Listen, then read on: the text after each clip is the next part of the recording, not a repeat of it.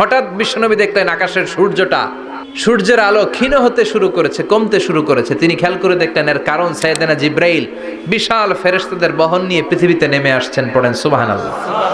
এসে বললেন, ইয়া রাসূলুল্লাহ, আমি 1,40,000 ফেরেশতা নিয়ে নেমে এসেছি। আপনি কি জানেন না, ঠিক একটু আগে মদিনাতে আপনার এক প্রিয় সাহাবা, তার নাম হচ্ছে মুআবিয়া ইবনে মুআবিয়া আল মুজানি, একটু আগে শেষ নিঃশ্বাস ত্যাগ করেছে। বিশ্বনবী বললেন, ইন্না লিল্লাহি ওয়া ইন্না ইলাইহি রাজিউন। সাইয়েদনা জিব্রাইল বললেন, ও নবী, আপনি কি আপনার প্রাণের সাহাবীর জন্য গায়েবানা জানাজা পড়বেন না? বিশ্বনবী বললেন, অবশ্যই পড়ব। সাহাবীদের মধ্যে ঘোষণা দিলেন, ও সাহাবারা, তোমাদের ভাই মুআবিয়া ইবনে মুআবিয়া আল মুজানি কিছুক্ষণ আগে মদিনাতে ইন্তেকাল করেছে।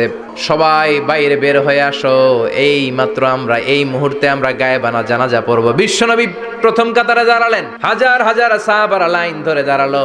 সাইয়েদনা জিব্রাইল 1,40,000 ফেরেশতা নিয়ে সাহাবাদের পেছনে 2টা লাইনে দাঁড়িয়ে গেলেন।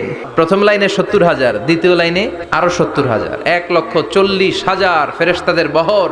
আর সাহাবারা মিলে আল্লাহু আকবার বলে গায়েবানা জানাজা শুরু করলেন। নামাজ শেষ। বিশ্বনবী তো অবাক, ঘটনা কি? কোন সাহাবীর গায়েবানা জানাজায় তো ফেরেশতা নামে না আকাশের উপর থেকে। বিশ্বনবী জিজ্ঞেস করলেন, জিব্রাইল, কোন সাহাবীর গায়েবানা জানাজায় তোমরা আকাশ থেকে এত ফেরেশতার বহর নিয়ে নামো নাই? কি এমন আমল করেছে আমার মুআবিয়া? কি এমন ভালো গুণ ছিল, ভালো আমল ছিল, যার কারণে আরশের উপরে তার এত সম্মান?